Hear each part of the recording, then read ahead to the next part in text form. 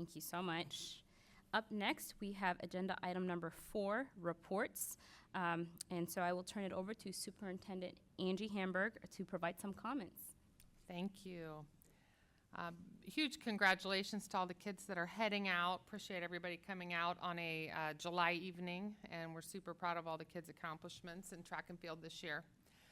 Do want to kind of just shift over and provide a quick update on some funding. Nicole's going to assist me on the federal part here. We have been talking for several months about our state funding for education. We were happy to see that the governor had vetoed several of the line items that affected levies and other funding considerations for schools. But we have learned that the House is planning to come back in session on Monday, July 21st, 11 a.m. And they are looking at overriding a few of those areas of the vetoes that the governor made. So specifically looking at item number 55, which is in regards to property tax on the County Budget Commission Authority. We have expressed concerns with this because we are a district that straddles 2 counties. So we have residents who live in both Franklin and Delaware counties, and this item would create a commission where the Franklin County Budget Authority would be making decisions on levies that impact residents in our community that live in 2 different counties. So that would be one that we have a concern with. The next one is the 20 mil floor calculation. That doesn't impact us at this time.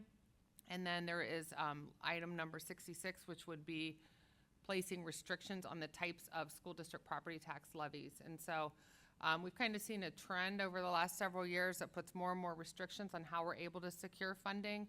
We have lots of instability in all of our revenue sources, and so it's becoming very, very challenging to kind of keep all those balls in the air when things are constantly changing. So we are encouraging our legislators to not override the governor's veto on those items and would encourage our community to join us in those efforts.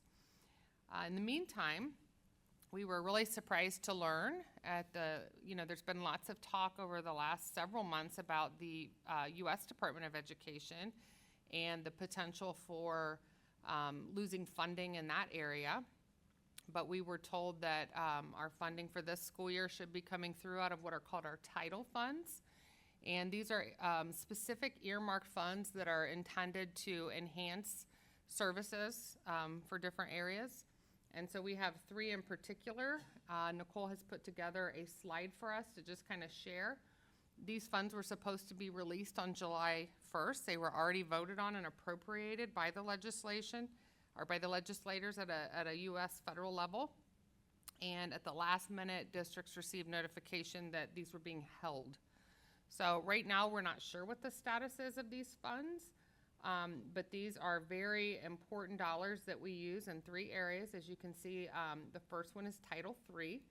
So here in Westerville, 1 in 10 of our students are English language learners, and these are funds that are used for English language facilitators, translation services, and training for our staff to be able to work with our students and help them as they learn English.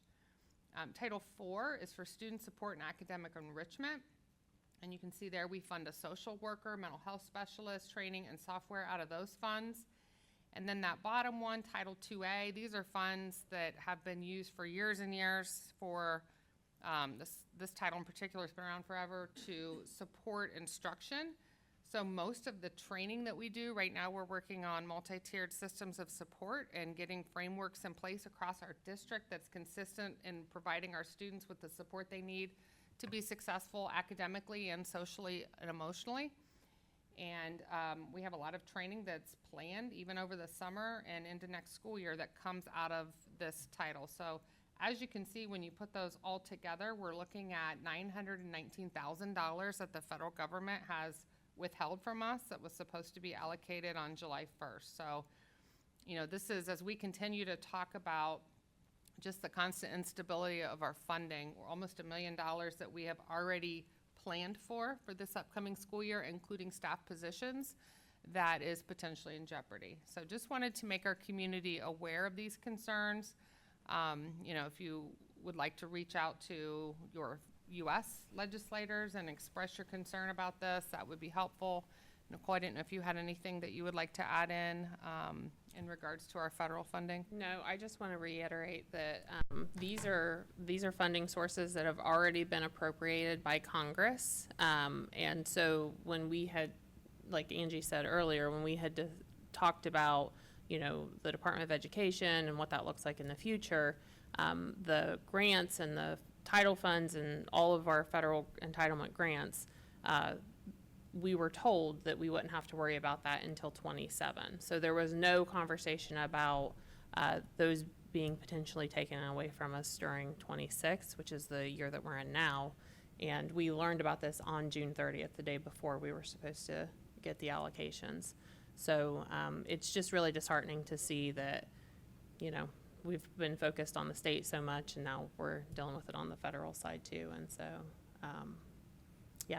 we just don't know what's going to be the outcome of this at this point.